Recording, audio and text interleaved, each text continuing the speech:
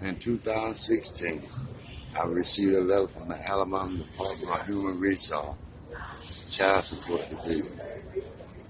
Letter regarding a lump sum season, saying that I was $20,000 in back child support. As a result of that, they had filed a lien with the Secretary of State against personal property that I own. They also determined that I have an asset with a local business. A notice of levy has been issued to that company to surrender them funds up to the amount owed. And also was a copy of the notice that they sent the First National Bank of Brundidge, letting them know that a lien has been filed with the Secretary of State of Alabama.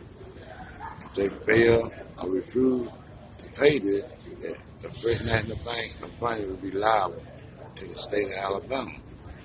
Now I was surprised because I didn't know nothing about this bank account. And like any other person who don't know about bank account, the first thing they would do is go check on them. So I go to the Secretary of State in Montgomery, Alabama. Just like the paper said, it was filed in there. I got a copy of it. After I left there, I went to DHR. They questioned them about the lawsuit. They gave me no answer. Even though they filed a lawsuit, they refused to give me any answers on it.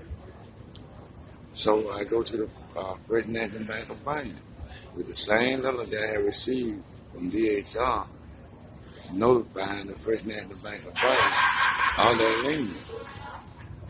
When I went into the office, and me and Mr. Jim Ramage were walking back to his office, I told him I needed to see him about the papers that I received from DHR. He said, "Oh, them papers ain't no good." I said, "How you know? You ain't read the paper yet. You ain't seen them." And we were approaching his desk. We made it to his desk, and I laid him down on the desk. And he began to ball them up. And I told him, "Man, what you doing?" I said, "You can't ball my damn papers up like that." I began to ask Mr. Ramage about the bank account. I asked him why I had not received a bank statement or notified me that that bank account existed. As I continued to talk to him about the account, I noticed that the officer in the lobby, I continued to ask Mr. Ramage about how long this account had been in existence. He's standing there, red as a ball of fire, looking angry as hell because of me asking him questions. By that time, Officer Duke had made his way up. Officer Duke began to approach me behind.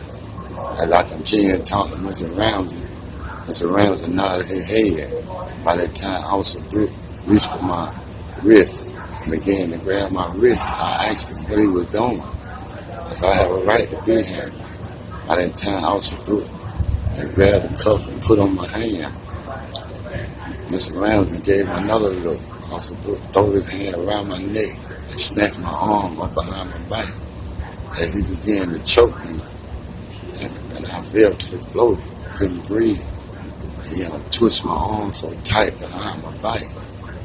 I believed it killed me. By that time, Chief of Police Martin Demford come into the room and asked what was going on.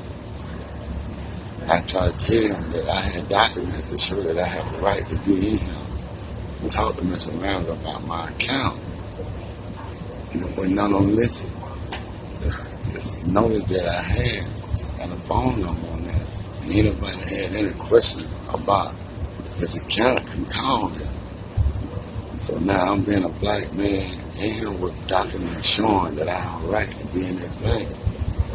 None of them was paying attention to it. So they arrested me. They had to take me to the emergency room. Also, I cut my wrist so bad with the handcuff. And with his mark around my neck, where he had choked me to the floor. That's a perfect example of how they were treating me. Now, I had a right to be in that bank. I had a notice that these folks had on sent to the bank. It was good enough for DHR to direct the bank to put her signature on it. It was good enough for the lien room to have anybody call or question about it. It was good enough that the state of Alabama said the First National Bank of Brundidge don't pay it, that they're going to be liable. See, I had a legal right to be in that bank. I had documents showing that I had a account in there. There's no reason for Officer Brooke or all them for anybody else to arrest me. To mess around and Officer Demford and Officer Brooke had any question, they had a number to call. Just because I'm black, they feel they can do me like this. See, this ain't the first time I had problems with you folks in Pike County. The same way at the Pike County Courthouse. Me and my family live on our property. You can't stake it off because we black. I got a bank account. I can't have access to it because I'm black. Because I'm black, Pike County feel that I have no right. See now, they end up charging me with terrorism threat, resisting arrest, and disorder conduct. But now, it's alright for the DA now to threaten me. Like Larry Judge threatened me, telling me the best thing I can do is to get out of town. And this is on record where I told them that the DA said that. When I told the DA about that, they informed me. He told me, oh, he don't work with us no more. What they got to do with it, he represented this office.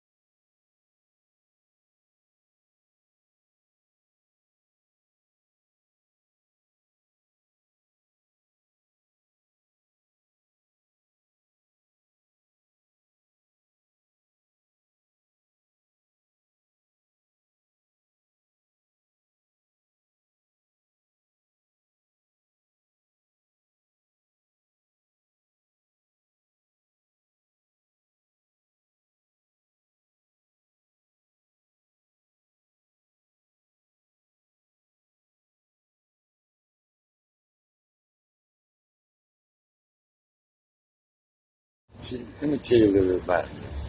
No matter who I go to, I'm telling them about how they supposed to treat me and my family. Ain't nobody willing to do nothing about it. See, they using the judicial system to threaten me and my family. It's like Ramage III threatened me and my family. Like former, he threatened me and my family. See, it don't make no difference who I turn to. I have nobody to represent me. See, these are things that they have told me in the past. Like I had one lawyer to tell me that I inherit 10,000 acres. And that they'll make a deal with me. They'll give me 15 years and $5, and they take $5. That ain't the way the judicial system made to operate. You can't do that to me just because I don't want to give you some of my property. And just like they come and tell me that, oh, you got 2,500 acres, but they don't build all over 50 acres. So we gonna keep that. You can't use the judicial system to punish me like that. Or threaten me to get out of town. Or threaten me not to go back to the bank. See, they folks can do that because I have nobody to represent me.